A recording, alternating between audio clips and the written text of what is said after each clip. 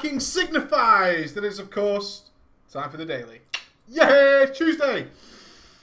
What to talk about on a Tuesday? Tuesdays fucking suck. The day after Monday, not close enough to Friday. Fuck you, Tuesday. Right in the middle of all my good stuff going on. Everything's pretty good. Everything's pretty awesome on a Tuesday. All those hollers filling my ears. I love it. I absolutely love it when you throw down the hollers for me every single fucking day. How did I last 2 weeks in the past? I used to go 2 weeks without seeing the holler spam. What a horrible time that was. How far have we come to see a holler every single day? Announcements. It is, of course, Mr. Pandaria launch week coming up soon. And there's going to be a big 24-hour live stream special. As such, there will be a huge Brofist special on that. The Brofist map has had some... it's been ignored for a little while. So we're going to build them all up. I have a stack of them here. A stack of Brofists ready to enter onto the map. But if you have not submitted your Brofist, I suggest you send it now, because on the big show, which will be around about 20,000 subscribers as well, it's going to be close enough. We're going to have it as our 20,000 subscriber spectacular. Your Brofist will be going on the map, so it's going to be a really big show. It's going to be split into all sorts of different ways to buy me a couple of days while I level, and leave those of you who haven't got Mr. Pandaria some content. I'm sure you guys will all be busy as well. Something to go on. It's going to be cool. We're going to have a live game show. You heard it, a live game show with people here in these premises. There's a lot of logistical stuff involved with that, but please, if you have not sent us your Brofist, send it to preachgaming@gmail.com, because on the big show, the big show, you're going to be on here. Yeah, it's going to be pretty fucking cool. Okay, enough with announcements. They're boring. Let's move on to fun stuff. How do you like your scenarios? How do you like those scenarios? Little bit of a taster, the Theramore scenario. I didn't believe the Theramore scenario was going to launch yesterday. In fact, Ghost came to visit me. He's just got himself a new car. He came to show me the car. And he was going, the Theramore scenario is going to come. I hasn't heard anything about it being launched, so I just assumed it wasn't. I was like, nah, there's no announcement. They'll probably do it at the reset day, something like that. Nope, it's in the game. Came in, and I did a little video on the scenarios. What do you think? I'm desperately looking to avoid my right side where all these comments are flying through. I can see the chat lines changing remarkably quickly. Let's have a look.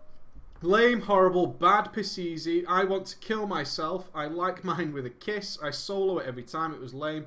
Like a fucking brown star. That shit is bugged as hell. Sarcasm. I loved it. /sarcasm. Gonna buy myself a rope and jump off the roof. Herp derp. I'm going to clear the trash in Theramore. Herp derp. Yeah, I kind of did pre-warn you. This is not the best example of the scenarios. I'm going to say it straight up. It is not the best example of the scenarios. There are some good ones. But not that much better, okay? They're not that much better. This was one of the things that was being billed as long-term filler content for Mr. Pandaria. Ooh, did they start that off badly? Ooh. I put this to you. Who is Kyna? K-H-Y-N-A. And if you're in the chat, make yourself be heard. On the US forums, in the thread called Theramore Fail. Theramore Fail.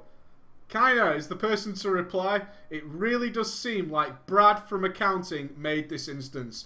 Oh, yes, you fucking hero. I got an email saying, hey, someone mentioned Brad from accounting and designing the new dungeon. What do you think of that? I was like, what? Are you fucking kidding me? I'm searching for this shit.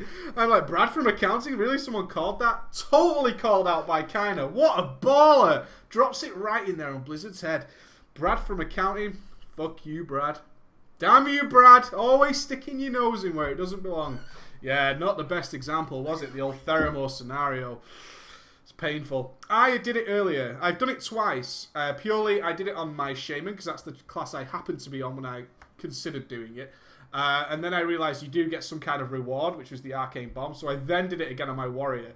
And you can completely solo it. It's just tragic. It's awful. It's just trash. It's not fun. It's not interesting. Man, it's a really bad example. There are some good ones. There are some good scenarios. So don't be really downhearted. But this one has been kind of built up for a while now. I've seen so many posts on various WoW websites referring to the Theramore scenario. It wasn't one I got to test. And then doing it today, I was like, oh, this is just a bad example. It's a really bad example. There are some good ones. Don't panic. Don't jump on the ship. But certainly don't kill yourself. Certainly don't kill yourself. And don't blame Brad. Although this is probably Brad's work. It looks like Brad's handiwork. It certainly looks like Brad's handiwork. There are better ones out there. But now you can see the point. One of the points I made in the video is that scenarios just are not long-term content. They aren't. That's generally how long the scenarios last, is how long the Theramore scenario lasts. That's pretty much how long they last. And you can see now it does the 3 stages. In fact, when it said stage 4, I said to the guy I was doing it, holy shit, there's a stage 4 in this scenario? Because most of them are 3 stages. Most of them are 3 stages, not 4. Theramore blessed us with a 4th one. Ooh. But you know what it is? And any guys who know this will agree with me. It's the very first part of the Durnhold Keep 5-man instance in the Caverns of Time. It's exactly the same. It's exactly that section, and that was the most annoying section of that instance. In fact, that instance was dodged by so many people, as it had so much RP and was so slow, it was just a bit frustrating. It was one of those ones you did once, it was pretty cool, you got to ride with Thrall. That was always kind of fun, I guess. But you place the bombs in the fucking buildings at the beginning, this time on boats. Then you go and you do something, like you do in this one. You kill the boss, and then you go into the same keep. How long has that keep design been in the game? Really? We can't get a new keep design? They're exactly the same. The cellar, right in the middle. You go in the door, you turn right. There's 2 rooms to your left and your right, usually little armories. There's a little tunnel down the back fucking sides with 2 little rooms, usually little armories. You can turn into the left, go down into the basement. There's also a staircase. You go up there. I can walk through that fucking keep with my eyes closed. You bump into that keep at level 5. I think on the Horde side, at least, you bump into it at level 5. It's just before, if you start as an orc or a troll, you bump into it at level 5. It's got all the little alliance guards in it. It's the same one. And you come up the sides and you fucking walk in. Come on, guys, it's Blizz. I love Blizzard, okay? I know a lot of people say, you rant about this game too much. I rant because I love it and I want it to get better. It's been 8 years. Can we have a new keep design? Come on, really? It's a box. Just change the layout of the fucking rooms. My God, it's like so lazy to have that same keep design all the fucking time. And people still get lost. Which also baffles me, really. It's the same keep. Every time you go into a keep in World of Warcraft, which is a lot, unless you're completely crazy and do like Ghost does and just instance grind the whole fucking thing. It's the same keep. How can you get fucking lost in that keep? If someone says, oh, you need to go to the second balcony, I am there like that. You need to get to the basement. Oh, right, I know exactly where it is. I know the staircase. I know how long it takes me to get there. I even know the exact point to leap from various parts of the keep on my warrior to be straight where I need to be. Let's get a new keep design. That doesn't help. That doesn't help while we're clearing trash. But yeah, scenario-wise, Theramore, bad example, Blizz. You've got so much better out there. The other scenarios are so much better. Well, not all of them. Some of them are on the par with Theramore. But not all of them. There are some little gems in there that are quite cool. But they're not replayable content, are they? You guys can quite clearly see there is really, unless you're obsessed with getting that crappy mana bomb trinket, on every single character. I got it on my main because I have like a bank full of that kind of crap, like Don Santos Lost Hat, old mounts and various other bits of shit, urns from TBC. I love keeping all that stuff. All my vanilla stuff's in there. And I did it on my warrior the second time purely for that. I would never do it again.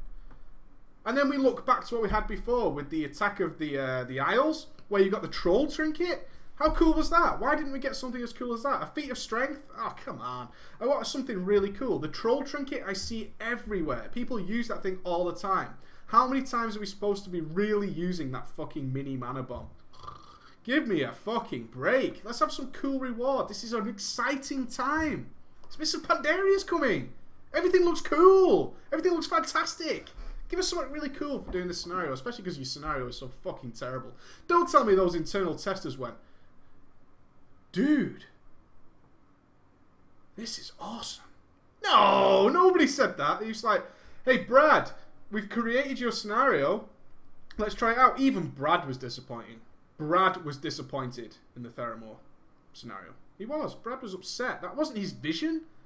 Brad might not be able to express himself in the way we desire. He's an accountant. He works with numbers. He works with numbers. He can't express it. He's not creative. He's not passionate. But he's got an idea. He just can't get it out. And then when he sees what they've created from his idea, he's just disappointed. Poor old fucking Brad. Poor Brad. Makes me upset. Okay, let's do some gaming news before we carry on with WoW stuff. As you can see, I'm in a pretty good mood. Pretty good mood, I like today. Okay, so... Yes, something fun happened yesterday. I made the uber mistake, a little bit of an RL story for you, and Ghost can back me up on this as he was here to witness it. We got back. I didn't sleep very well Sunday. On Sunday I didn't sleep particularly well, so I was pretty tired Monday. Got my work done. I was working till around 6ish, did the daily, and then did a little bit after that. And then we took Ben for a walk and got home around 7:30, 7:45 in the evening. And I work very, very early in the morning, so I was tired. Emma, though, was full of life, full of joy, and full of happiness. And it was a sunny evening, so she said, "Oh, it's not even 8 o'clock yet, and we're just going to chill out." I was so up for chilling out, and also Star Trek: The Next Generation was on TV. I'm golden. So she starts mithering. Let's do something. Let's do something. I was like, "Well, what do you want to do? We've already eaten. We've eaten our dinner, so we can't go out and have dinner. I don't really want to go and drink or have a." Food. I can't take Ben out again because he's done his exercise, and you can't do too much with a puppy. You've got to keep it pretty stable. So we can't take Ben out. I don't fancy drinking. We can't go out for dinner or anything. So what do you want to do? So she's like, and I just want to watch Star Trek. You know, if it was like the real, if it was like Ghost saying let's do something, like, dude, I'm watching fucking Star Trek. Picard's on. Give me fucking an hour. Do you know what I mean? I've just sat down. I've been working for like 11 hours. I want to sleep. So ultimately, she decides to bake a cake. She wants to bake a cake. She haven't got any ingredients. So me, literally, and how many guys are here with me? I just wanted some free space. So I was like, I'll buy the ingredients. You go to the store, get whatever you need, come back and go and bake a cake. Because I'll eat some cake. I'm okay with that. I win-win. One, I can relax and watch some Star Trek, and then I get to eat cake. Just fucking kick ass, in my opinion. So off she goes and returns with my money. She takes my money and goes, comes back, and she's got a bag full of gear, but she's brought 2 monsters. Now, as someone who's trying to get away from the monster, if your lady brings home 2 monsters, you know she's spent a lot of money, alright? If you get a treat with your money, she's spent a lot of your money. You know what I mean? It might look like a treat at first. It's an illusion. It's pulled over your eyes. It's all this mysticism. It's all this David Blaine shit. It's like, I got you 2 cans of Monster. I was like, oh, really? And then I realised that I bought those 2 cans of Monsters, which I wouldn't ordinarily have done. And then it triggers, she spent a lot of your money. Ultimately, this cake, which I voted for cheesecake. I was all for a cheesecake. Emma decides she's now going to create a 3-tier cake and try and make her own wedding cake. I had just gone from I was just a guy who wanted to watch some Star Trek and nerd out after a long day, to a guy who just bought the ingredients for a fucking 3-tier wedding cake. What? What? When did that happen? I got totally screwed over, dude. I got fucked over completely. I got totally gypped. And then it went on to the evening because there's certain things that she couldn't do, like roll fondant. It's the first time I've heard the word fondant. Fondant? What? Yeah, you've got to roll out the fondant. Can you help me do that? No. I was covered in flour. Ben was covered in flour. He looked like a skunk. He had a big flour line down his back. It went on for hours. Ghosty turns up. I managed to get out of the house for half an hour with Ghosty. Comes back. Ends up baking the cake till late at night and got a shit night's sleep because of it. And you know what? It's not a very good cake. It's not a very good cake. I got screwed over big time. So a little bit careful of that. But I bring up the subject of Emma because she's playing Guild Wars still. On and off, and she's playing it with a family member, which helps for definite. She's playing it with like Blubzor whenever he plays, and she's found herself a little guild of nice guys who realise she's a girl and help her out a lot. So she's doing okay, she's doing fine. But this morning, I made a little mistake of leaving my computer on the character select screen. One of my name blockers that I'm using on one of my servers was a Blood Elf female. Out of no reason at all. I'm sure you guys have done name blockers in the past. You don't care what class and race it is. You want the name. That's all it is. So I typed in the name and pressed enter. It happened to be on a Blood Elf female. Ooh. She's pretty. That's dangerous. And then she sits and edits a Blood Elf female for ages and ages. She's like, I quite like. I didn't think they had. Oh, you get to choose the earrings. I had no idea that on a Blood Elf female you get to pick the earrings. Seriously, she sat and played it. So, mark my words, that was my first inkling of something that might happen in the future, which I don't want to happen. I really do not need to be helping Emma with WoW. That would be terrible. On with some other gaming news there. Dragon Age 3 has been announced. Nobody's surprised by this, but apparently, those of you who played Dragon Age 2, it was kind of like an add-on to Dragon Age 1. Dragon Age 3 is the full-fledged new game. The fully fledged new game. So Dragon Age 3 has been announced, which is pretty fucking cool. And Funcom, who makes Secret World, who laid off half their staff recently, have said that Secret World, although 2 weeks ago we brought this up on the Daily about Secret World, that it wasn't doing well, they'd laid off a lot of their staff, but they said it was still going to survive and it was still going to be great. Today they've changed that a little bit to Secret World could survive as a free-to-play MMO, which is the way they all go. This is becoming more and more regular business practices for MMOs, and it's kind of where me and you guys are getting robbed in a way.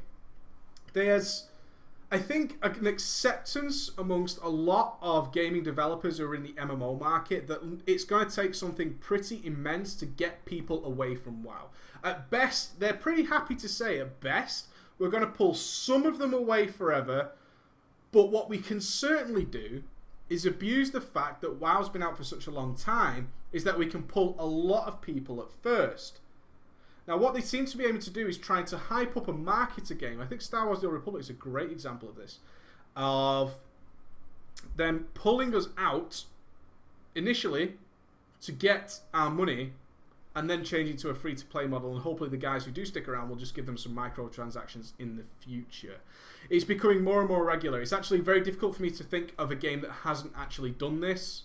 It's just to get everybody to buy it at first, because everybody's willing to try an MMO. We're all willing to buy a AAA copy of a game, such as an MMO, pay a subscription for 1 or 2 months, then leave it, and then they quickly switch the business model to a free-to-play model and just get people to pay a few microtransactions. It's a little bit shady. I don't like it. It's almost like the business practice. Let's make an MMO, let's build it up as something that's awesome and marketable, get it out there, get a hell of a lot of people to try it out, and then take it all away. I don't think it's any surprise that we saw a huge rush of MMOs just before, essentially, Mr. Pandaria. In the last few months, we've seen a lot of MMOs come and go in that period. But it's a weird time. They're aware. They follow World of Warcraft as closely as anyone else. Of course, it is the largest MMO on the planet. It's very easy to them to say, WoW's got a downtime in content. Now's the time to release something, because people will be bored. They'll give us some money. They'll pay for our game. Remember, Star Wars: The Old Republic recouped the cost of making the game in the first 2 days. Everything after that, pure profit. Pure profit besides the maintenance cost. They recouped all that money in the first 2 days. And so they were more than happy to then let it go into its free-to-play model it's in now. Rift did the same. Secret World, now mentioning it's going to do something very, very fucking similar. Brad from accounting. Someone just joined the chat called Brad from accounting and got instantly banned by Ghost for making Ragnaros legs. But getting back to it, it's a very shady play. I think we need to start becoming more and more discerning about who we're giving our money to and is it worthwhile. I think that is very much something we need to be aware of. And just watch out for this business practice grabbing us left and right. Especially games that look tremendously like Warcraft. It's Warcraft but better. It's Warcraft but better. Come and give us a try. Okay, well there's my $60. There's my £50, whatever it might be. And then off we go. Oh, well, it's kind of like WoW, but it's not good enough. I'll leave away. They don't care. They've already made them. It's worth them doing that just to grab your money. I would start trying to avoid doing this and doing as I try and do, which is Guild Wars 2. I'll wait and see what the comeback is. The comeback is now it's a pretty decent, essentially single-player game. Sure, it's an MMO, but most of the feedback now is that it's a pretty decent single-player game. There's MMO involvements. There's certainly some group activities to be done, but almost all of the game can be done single-player, and that's fine and dandy. I kind of saw it for that and left it away.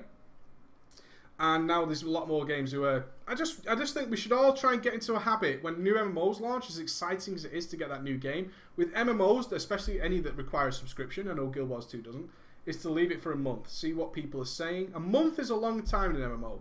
games can be made or broken in a month in an MMO because people will be turbo capping and starting giving end game feedback very quickly, and therefore we can start to learn from that. So I think it's very important to do that and start getting that kind of feedback involved, just to stop people making MMOs that are clones of WoW essentially, just to grab your money for a couple of months, make some profit off you, and then just leave you with some free-to-play game with limited updates.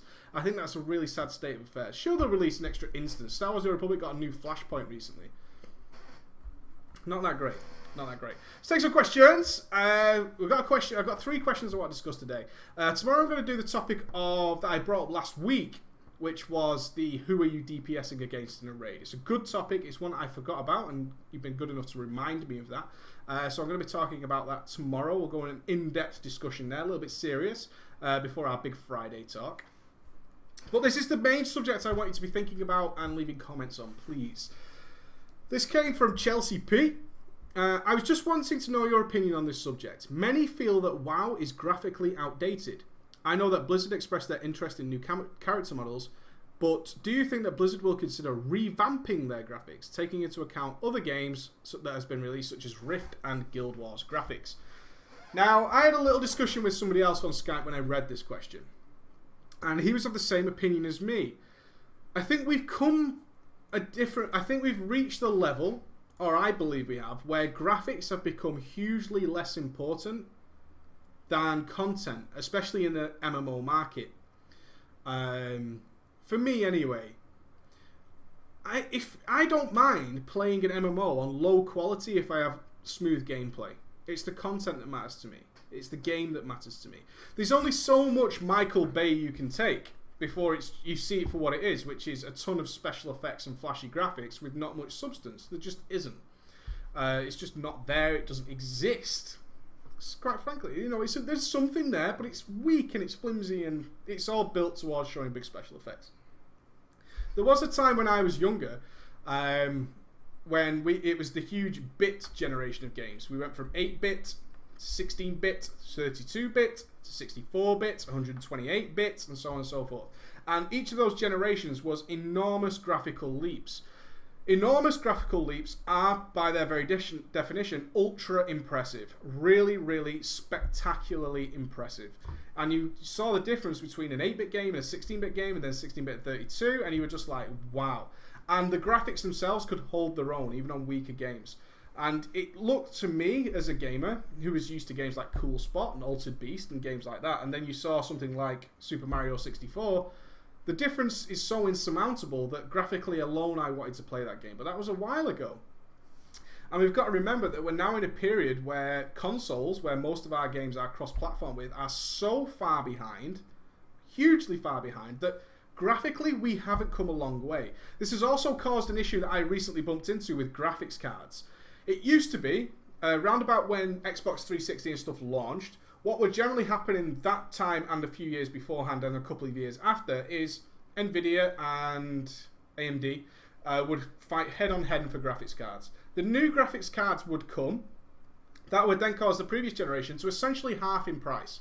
There was only certain amounts of money that could be spent on a graphics card before they became insurmountably expensive. And then the other one would drop in price very, very, very quickly. That has now stopped, and it was something that really annoyed me when I was seeking out a new graphics card. Because consoles and stuff haven't updated, and the console market has to take the blame for this on consumers. Great for the companies, great for AMD and great for Nvidia, terrible for us, is that the graphic quality of games, which is essentially why you need new graphics cards, hasn't improved at the same rate they're still releasing their graphics cards. As such, the older cards are still more than fit for purpose for playing current games, because the gaming market hasn't advanced that much in terms of its graphical content. It can. If they want to cross-platform with games that only run at 720p, they're not going to invest in hugely, hugely popular and expansive graphical engines that can't be run on the cross-platforms, because they need to sell them across all three. So what's been happening with the graphics card market, and I'm sure you guys have noticed this, is they release a new card, but the old one doesn't actually drop in price by that much. It certainly doesn't drop by half. And the new ones just keep getting more and more expensive until we're up to the 690, the Nvidia 690 now, which is almost The top 690 that we saw in the hardware place we were talking to was about £800 for a fucking graphics card. That's almost the price of a PC. It's true, it's so sexy. I want to stroke it like this. Like, it's so big and lovely. I do want one because, like, we're nerds, aren't we? We love that shit. I want a graphics card that's as big as my house. I want one because it just looks awesome and cool. But it's really fucked me over because I bought a GTX 560 Ti, I believe it was. And that was still pretty expensive. It was still pretty expensive for a piece of kit that you put in the PC to play games. And it's tremendous. It's a fantastic fucking card. It runs like a dream. I was saying to Ghost when we were working on the awards ceremony is that I was frapsing and my FPS in WoW at ultra graphics, which is what I play on, to get the best quality for you guys, was 132 whilst frapsing. That is insane. Absolutely insane. I was like, dude, I've got 132 FPS while frapsing. And it's a GTX 560 Ti, which is old as balls. It's pretty old. In graphics card too, it's a pretty old card. And I know what you're saying, well, WoW's not that graphically intense. Any of the new games I play, I have ridiculous FPS in those things. But they're still releasing new cards, but the games haven't caught up. I really can't wait for the point when the new Xbox and the new PlayStation come out so we can move forward. And hopefully they are a huge graphical leap. Hopefully there's some... We haven't been blown away by graphics in a while. Crysis 3... Or Crysis 2 was the big one that we thought that is graphically amazing. It's great. It looks fantastic. It's not jumping from Alex the Kid to Super Mario 64. It's not that leap, you know? It's not that leap from Sonic on the 32-bit to the 64-bit, which is the next generation. It isn't that leap. It's not that leap from the Mario on the SNES to the Nintendo 64. It isn't that leap, you know? Will we see that leap between the 360 and the 720, if we want to call it that, or whatever it will be called? I don't think so. Are we almost at the limit of how graphically intense things can get before we move into virtual arenas? I'm sure you all saw that Sony has Microsoft, I believe, has patented the ability to turn your room into a virtual environment with this mini projector thing. It will map out your room and overlay it with textures and stuff like that. They've patented it, so something like that is in the works. Very interesting time. Getting back to WoW and its graphics, I don't think it matters anymore. They do graphical updates with WoW. They do that. Every expansion has some sort of graphical engine update, but it keeps the essential same aesthetic. But I think we're all becoming a generation of gamers that don't care that much about graphics that we're willing to play crap.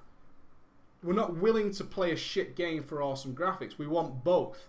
And at the moment, WoW is still the best game ever made. I think we're all safe in saying that. You know, there's millions and millions of people who've played it for nearly a decade.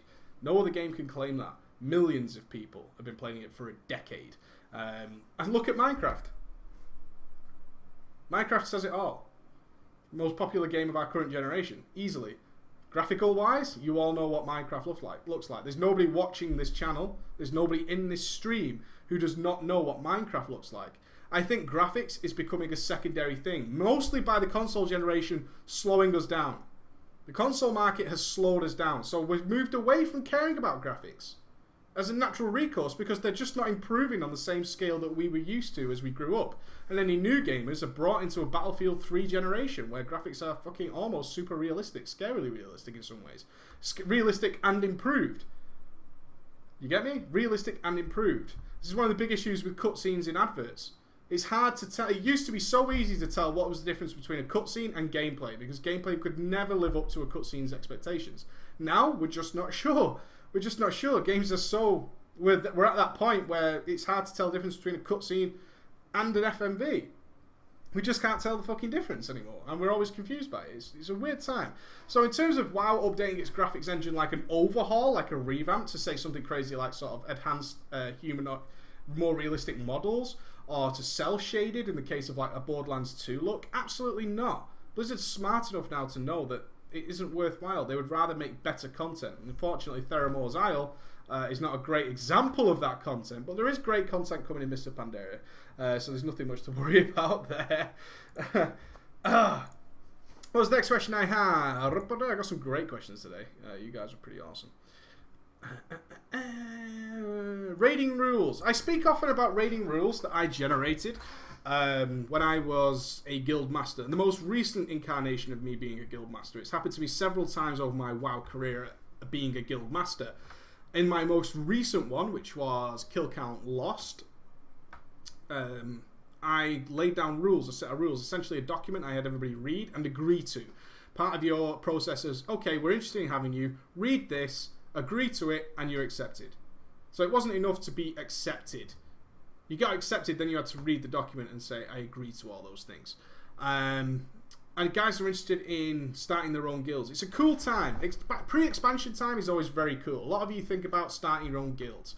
A lot of you think about, I know friends here, I know friends there. They're not happy, they're not happy. These aren't happy. You want to push to the next level. You know, 2 or 3 people dotted around 2 or 3 guilds that also want the same thing. You say, hey, let's make a 10-man. Let's smash it together. Let's go out and be total fucking ballers. But you want to start on the good foot. You want to start in the right frame of mind, and you want to have everybody on the same page. We're there to progress, things like that. Always very exciting. I really, really like it. It's cool. It's a good time for new people to try new things. And trying new things in this MMO world of World of Warcraft, in Azeroth, is always really exciting. I think so, anyway. Can I post a copy and rules of that, or maybe it's a good subject for a video? It's not, because it was completely unrealistic. It's a similar topic to one we've covered in the past, but not as specific as this. It's the need and want of an ideal world. It doesn't exist. I'll give you a couple of examples. I wrote up this document. I took it extremely seriously, too seriously. I thought, I can't fail. It's always a problem when you think this, is I can't fail. If I tell the guys this is what's required of you and they agree to it, then I can say, you agreed to it, you're gone. Unfortunately, the world doesn't work like that. It's certainly not in games. You just can't work. Oh, God. Come here. Ben. Come here. Come out. Come here. Oh. Unfortunately, the girl... Alright, mate. Well, I love you, but you've got to go for a minute. Out you go. Sure, just show my ass to the whole world, which is fantastic. Okay. I left my door open ajar, and that's what happens. My rules were completely unrealistic, and they couldn't be stuck to. The basic ones did once we essentially started raiding. We had the ability to move quickly, to be on farm. So some of the rules work. When it came to you shall not be late, you got 3 strikes, essentially. They banned yourselves from loot if you were late for no other good reason. Because there's never a good excuse to be late unless you were dead or something like that. Being dead is okay. Having a heart attack is okay. Any other reason you should not be late. And people being late in raids is my biggest bugbear of the whole game. I hate it. I detest it. It's so fucking rude. It really is. Making other people wait for you, oh, that kills me. There's really no reason for it. Especially without some sort of warning. I'm in a car accident. I'm going to be late. Fine. I'm really fine. Oh, sorry, I forgot to eat my dinner. I'm late. That's not cool. That's not cool at all. You know what time the raid is. But we had a Greek guy who was notoriously late. Always late. Every single raid in history, the guy was 10 minutes late, 30 minutes late, 5 minutes late, and a really great friend and a really fun guy to be around, but always fucking late. And the reasons were, I overslept, I was doing this, I was doing that, sorry, I'm here now, let's go. And of course, as soon as he arrives, the raid starts, like the raid is waiting on him to begin. And all that kind of stuff. At the start, he didn't do it, and then very quickly fell back into his old ways because his part of his being, his character, his very reason for existing is being late. He doesn't see it as a huge problem. It's difficult to really sympathize with people when you're not used to it. If you're notoriously late, you generally don't realize the kind of effect and what happens in the conversations between people who are having to wait for you. And then, of course, that guy says, oh, he's late. I'll be right back 5 minutes. Then this guy turns up, the other guy's late 5 minutes. And it just turns into a whole fuck ton of problems. What I will do is I will link in the description. I believe it's still online. I believe. Let me just double check. I don't know if the website still exists. No, the website doesn't exist anymore. I will give you a brief rundown. I'm sure I have it somewhere, and I'll try and upload it and link it. So I will let you know in a further daily, and I will link it in this one in the description. It won't be tomorrow. I'll have to find it somewhere. But I will link it to you so you can read it. But they're unrealistic rules. When you're farming rules for a guild, you need things that are realistic. It was a mistake I made. Unrealistic things. You can't punish people for being themselves. As annoying as that might be, sometimes you just need to say, if you're going to be late all the time, you can't raid with us as much as we like you. This guy was a close friend. You still had to apply to the guild, as everybody did. Even I wrote an application to the guild as the guild master, just to give it a formal layout and all that kind of stuff. Ultimately, don't aim for anything too unrealistic. If people are late repeatedly and you can't stand it, then fine. Kick them from the guild. But make the decision to do that. Other than that, don't make it into a huge issue. And just be generally realistic on it, okay? Don't try and aim for an ideal world. It doesn't exist. Everybody must be friends. Loot will never be fought over. Raid invites will always be fair. They're never always fair. You know why? Because if you're organising the raid invites, you generally care a little bit less about making sure everybody's in the raid and having a fair spot. Some people care so much they tally up for months how many times certain X person's been in the raid versus them. Or whatever the fucking reason is. And then they bring it to you with a big QQ. Although you've generally got it probably 60-40. They come and complain, he was in the raid twice last week and I only got to raid once. Get over it. Talk to the other guy. Can I step in? I'm not your mum. I'm not your fucking mum. That was one of the big rules I made, was if you have a problem, speak to your officer. Don't whisper me. I'm leading the fucking raid. I'm more interested in making sure we have a clean run. If you're arguing about spots or whatever, speak to your officer. Or speak to the other person of your fucking class if you're in a 25, man. My God. Do you mind if I step in for this, boss? I need loot from here. You have it. Okay. Guess what the other guy will say? Sure, I'll go and have a fucking piss or grab a beer or whatever for 10 minutes. I don't care. Fucking nobody gives a shit about that stuff. Stop being such a whiny bitch. I know I kind of went off track there, but that's what happens. Okay. Last question I wanted to cover today. I'll have a quick look at the chat if there's any good questions there, but it is Gym Night. Was guys really worried about their raid spots? Really, really worried about their raid spots. To the point where there's a chap here who's thinking of re-rolling again. He's re-rolled twice over the last 6 months and he's still not happy. He's determined to be a healer. He's now currently playing a shaman. But he's obviously worried, and I'm sort of responsible for this. I have mentioned that shamans, especially Resto, are notoriously weak at the beginning of expansions. And they don't like that up and down motion they tend to take, where shamans go like this. If I was to do a graph, shamans start low and they go high towards the end of the expansion. That's the typical history. Of course, it can always change. Shamans seem to be in a reasonably good place. Paladins tend to stay around here, nice and high, nice and level. Druids tend to have this sort of effect happen, where they're great, go a little bit weaker for some reason, then they go great again. Priests, 2 specs of healing, so priests always generally at the top, but shamans like this, but go way above the rest of the healers. They tend to peak much higher and be rewarded for having a sucky start. So he's playing a shaman, he's really worried about it, but he's tried priest, didn't really like it, tried druid, a little bit too much micromanagement, and now he's thinking about rolling a Mistweaver monk. Based on my video where he thought it was a lot. What do I think is my general opinion? I'd be very wary, and the only reason I bring this up is I'm very wary of recommending anybody roll a monk. This is what I want to say. I get a lot of similar questions. Should I try the monk out? Should I re-roll some monk? My guild needs monks is the classic one. My guild needs monks. Should I re-roll for the guild? Because I like playing something new. I like being involved. I like getting stuck in. I like doing it. I would stay as far away from doing that as humanly possible. Especially if you're not in a position where you can switch back if necessary. Or if you want to. Anybody who's considering switching to monk, I would honestly express a clear caveat that if you do not like it, or if something is wrong, you are fully able to switch back before you get replaced. Before you get replaced. Because what happens in most cases is this guy's re-rolling to monk. Cool, monks are in a good place right now. Fine. But then 3 weeks down the line, monks get hugely nerfed for whatever reason, and they do what DKs did, which was DK started way... Look at all the graphs I'm doing today, I'm so graphical. DK started way at the top, then they got nerfed a bit, but they just shut back up, and they do this. It takes almost a whole expansion for the DKs to settle down to a nice place because they're a new class in a new environment facing new challenges. They have a whole new resource mechanic. They're not entirely sure how it's all going to pan out. What bugs will people find? What issues with various spells haven't been exploited and found out yet, especially in certain fights?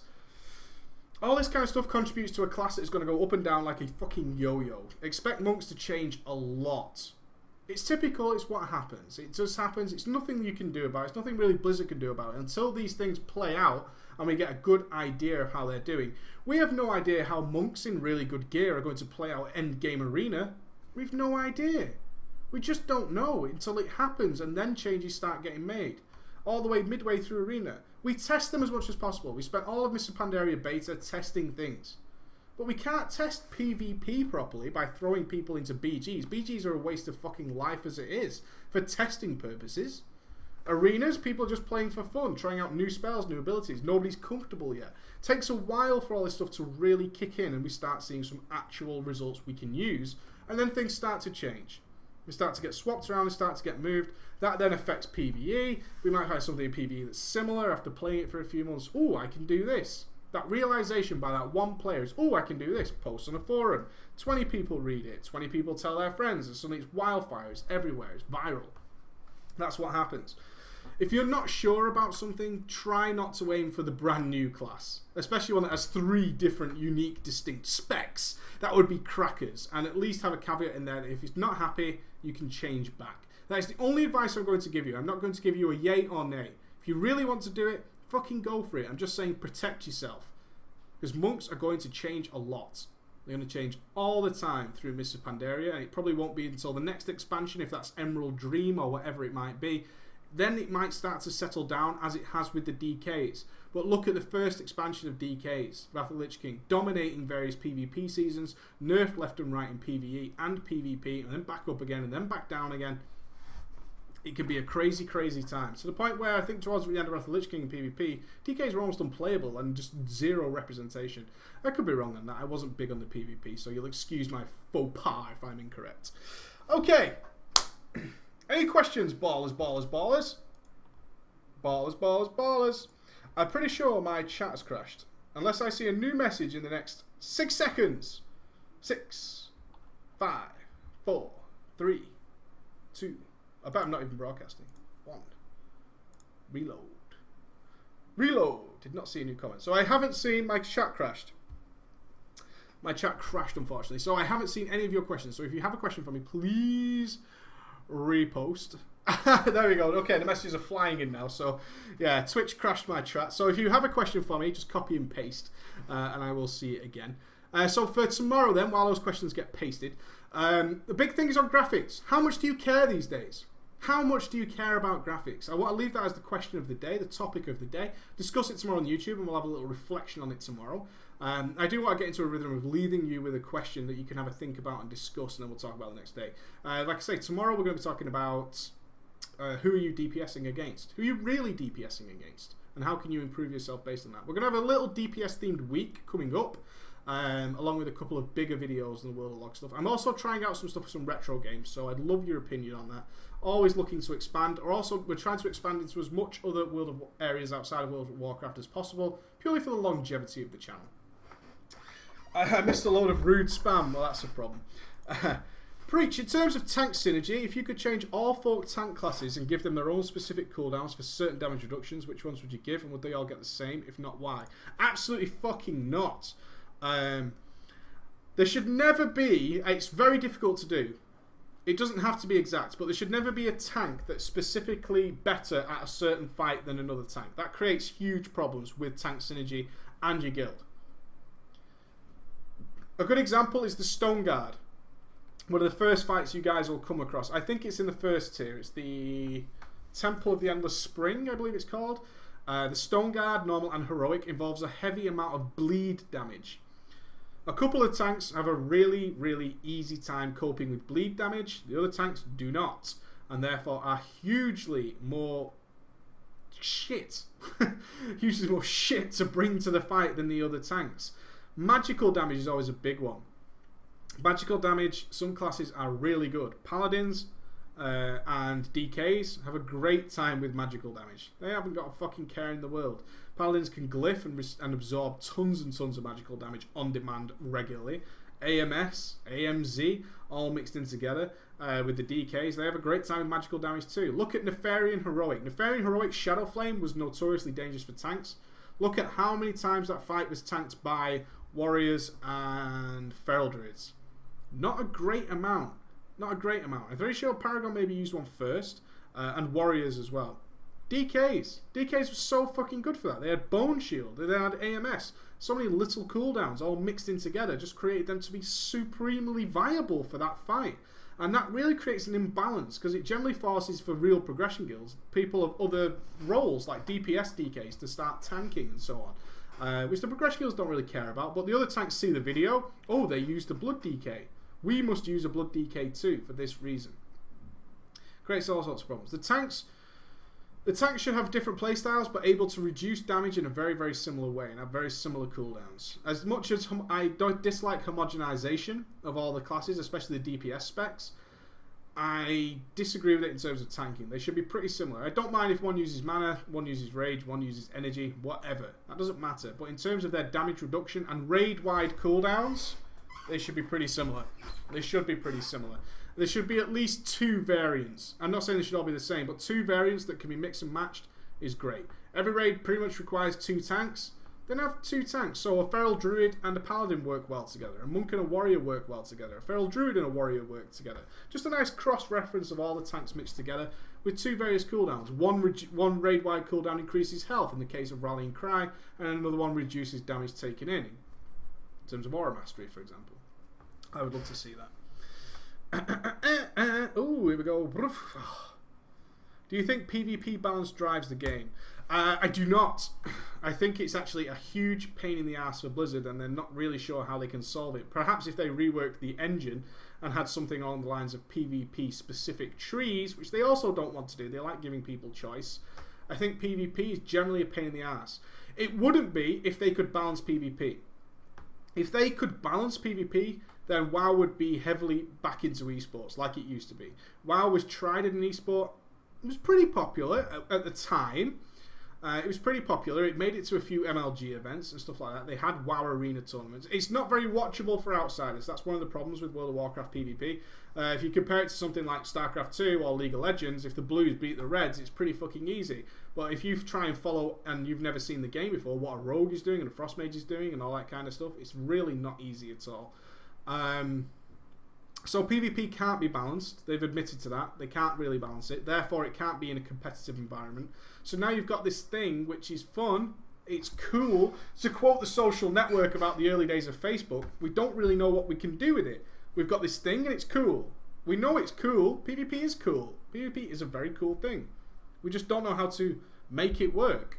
They didn't really know how to monetize Facebook. And if you've been following the news, they still don't really fucking know how to get money out of Facebook. Everybody in the world uses it. They can't make any money. Look at Twitter. Twitter makes a perpetual loss. Half the people in the world use Twitter. It doesn't make any fucking money. It makes nothing. It's a complete waste of life. So you've got this cool thing. You just don't know what to do with it. And it has impacts on other areas of the game. So that sucks. Loads of people love PvP. PvP isn't balanced. It never will be. And now it affects PvE as well. PvP is a huge pain in the ass. It certainly doesn't drive it. I think they try to get... If I was Blizzard, and this is what I see it as, they try to get away with as much people will tolerate in PvP without having to affect PvE. That's what I get the impression of. They will let things slide in PvP for as long as possible until it becomes a real, major problem in the PvP world. Then they might change it, as opposed to trying to balance it. How long can we get away with Ret Paladins only be able to kill people at certain times if they hang around and hide for 2 minutes? How long will people put up with it? Look at Resto Druids in TBC. They were ridiculous. There wasn't much they did about it because Resto Druids were fine in PvE. Perfectly balanced in PvE. PvP, ridiculously unbalanced. How do we fix that? Crazy stuff like that. Trinkets forever ruined. Yeah, ruining really cool trinkets. I hate that, man. I really hate that. One more last question. What time are we on? I bet I've got to leave soon. Oh, it's been an hour daily. Mother... You guys never tell me when I've been talking for an hour.